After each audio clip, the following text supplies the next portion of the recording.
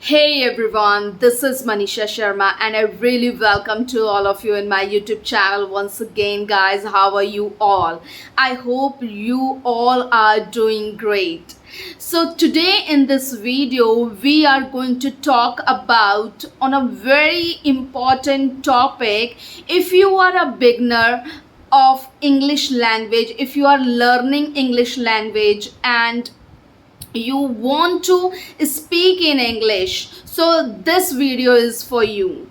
Okay, so just there is more kind of videos. You can just subscribe my channel and hit the bell button so you can just get easily notifications of all my videos, and I'm making you sure that this my videos will gonna help you in a lot of ways to you guys, seriously, because if you are new to my on my channel, I must tell you I'm a businesswoman, I'm an entrepreneur, I'm running my own play school, and I'm also running my academy by the name of English Academy, guys. So I'm going to tell you 3 or 4 things which everybody face when they want to speak in English. So what are they? Let's get into the video without any further ado, right guys? So I'm going to make this video in both the languages because all the viewers all the viewers can understand easily. Okay, yes. So here I am. सो मैं बात करने वाली हूँ एक ऐसी problem की जो सब लोग फेस करते हैं गाइस। जब भी हम इंग्लिश में बात करना शुरू करते हैं, या वो लोग जो बहुत सालों से बहुत महीनों से इंग्लिश बोलना चाहते हैं लेकिन वो इंग्लिश में बात करते ही अटक जाते हैं, ऐसा क्यों होता है? सबसे पहली देखिए, I will talk about some of my experiences as well that कि जब मैंने when I was struggling, when I used to work in the airport aviation sector, I had to speak with the foreigner peoples. तो मैं अपने experience से भी आपको यहाँ पे बहुत सारी चीज़ें बताने वाली हूँ। तो शुरू करते हैं।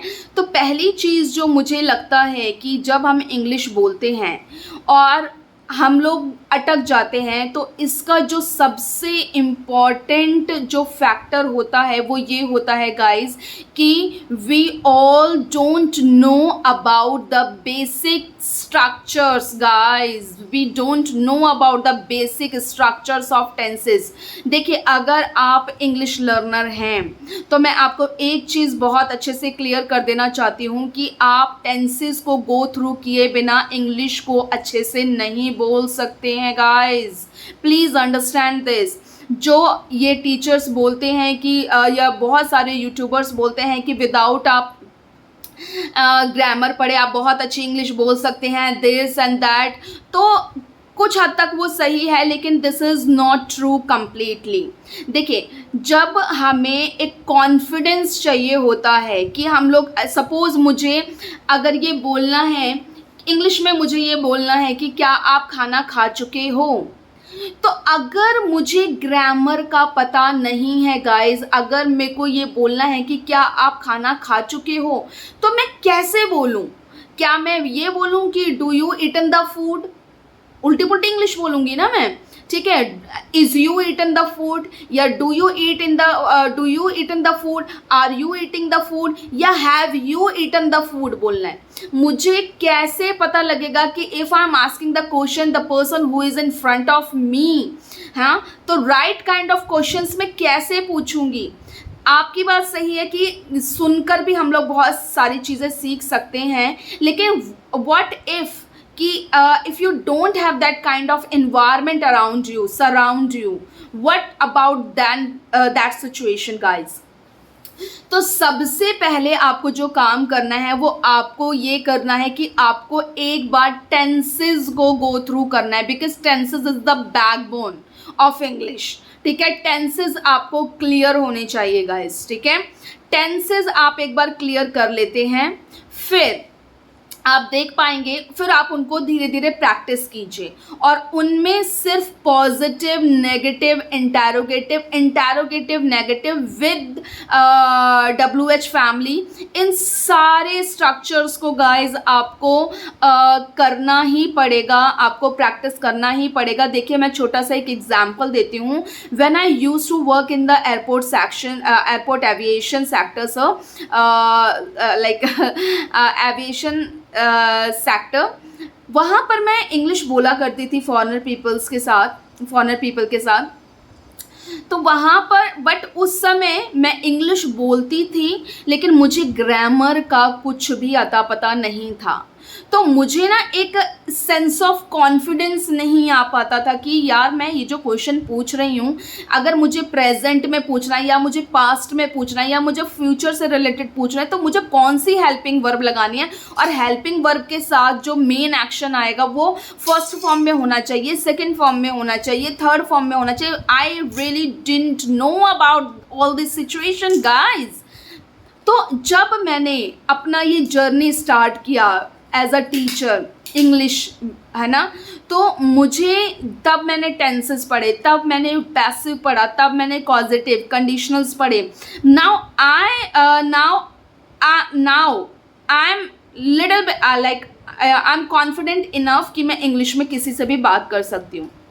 Like I'm still juggling, I'm still struggling with my English a lot, because I recently started making videos on YouTube, so it's like quite I'm feeling quite nervous sometimes, so but it's okay, doing mistakes is a proof that you are trying, guys.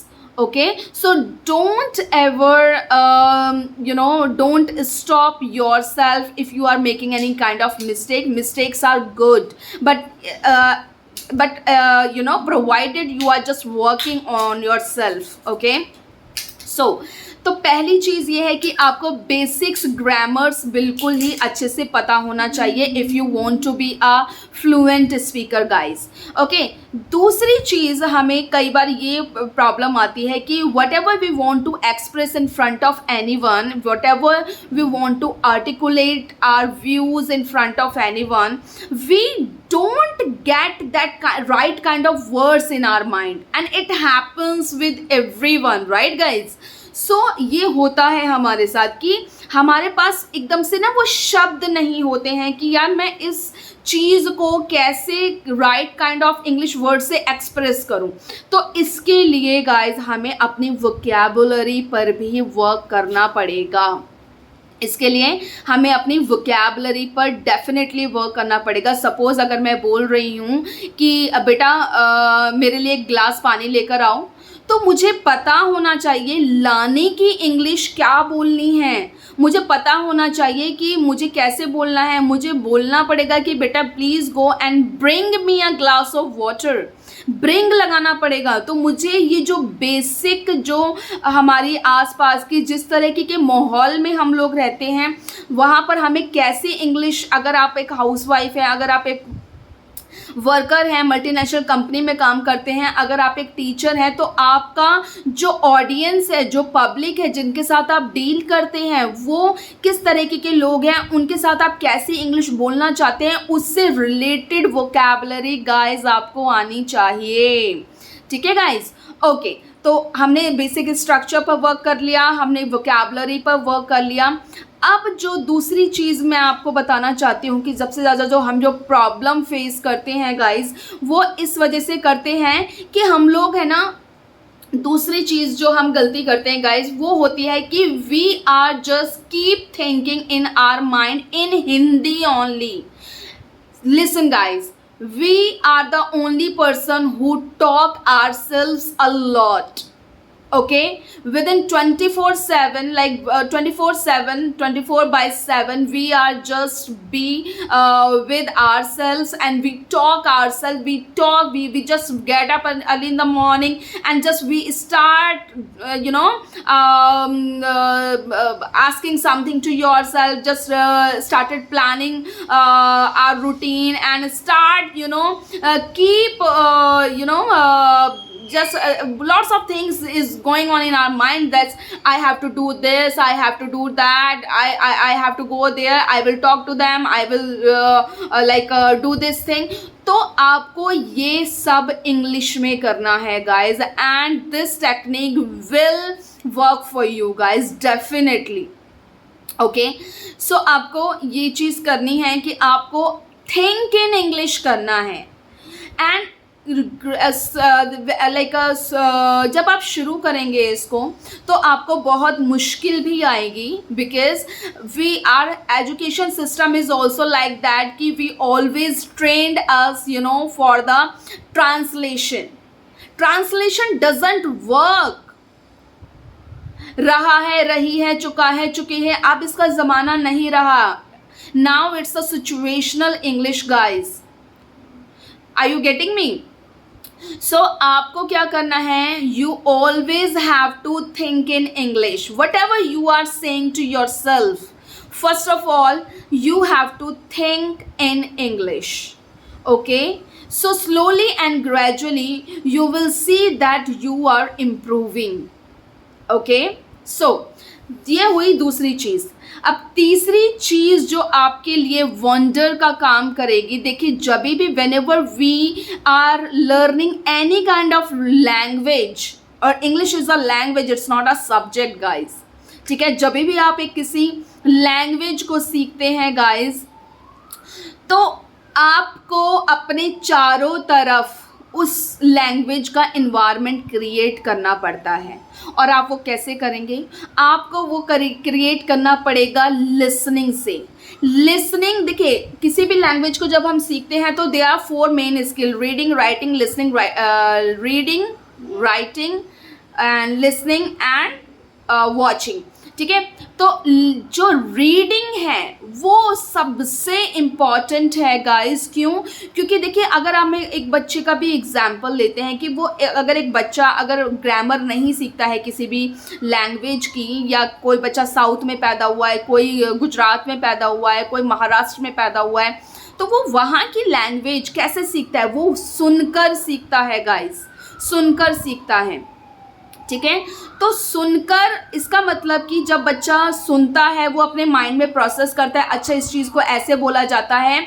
ठीक है, तो वो धीरे धीरे उस चीज़ को वैसा ही बोलना शुरू कर देता है. ठीक है, तो आपको बहुत ज़्यादा ग्रामर में घुसने के लिए मैं नहीं बोल रही हूँ. I am not saying that कि you should go into so much deep in grammar. There is no need of that guys.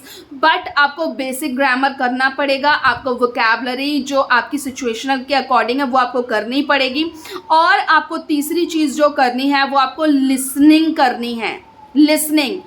As much as data you are consuming in your day, during the day, you must have watch each and everything in English only, and you have to do it for yourself guys. Nobody will come in your life and will do it for you. You are the only person who take the responsibility of yours. Okay, so you have to do it for yourself. So आप इसको कीजिए. Listening is important. There are lots of stories. अगर आपको मुश्किल होता है कोई ऐसा टॉपिक सुनने में जो आपको बोरिंग लगा है, start listening cartoons, like watching cartoons on YouTube, interesting stories. You can see your favorite celebrities podcast interviews, so you can just have some kind of interest in that, right? सो आपको ये करना पड़ेगा. और चौथी चीज़ जो आपको मैं बताने वाली हूँ, ये सब लिसन कर कर, जैसे आपने कोई भी स्टोरी देखा, and now you have to like some of the things you must remember that about that story, right? So you have to create that story again in your own words. You have to do it for yourself guys, and by doing this kind of practice, slowly effort, like little efforts, this will gonna make you a fluent speaker, and I'm much pretty sure about it. और जो चौथी चीज़, last and but not the least, आपको जो करना पड़ेगा वो करना पड़ेगा स्पीकिंग गाइज. स्पीकिंग आपको बोलना ही पड़ेगा. देखिए हर सब्जेक्ट का अपना एक अप्रोच होती है, अपना एक करने का तरीका होता है. English language demands speaking. ठीक है. If you want to get a good hold over this language, so you have to speak, guys, and slowly and gradually you will see the difference.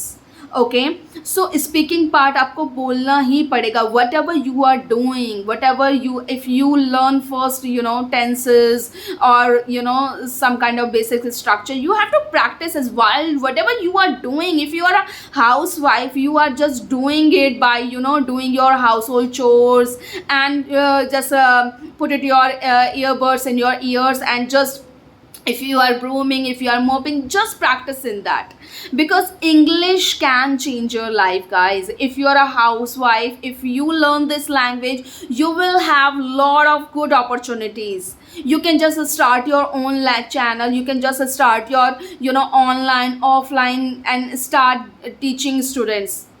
I'm also doing that because I want to be independent, and I am independent.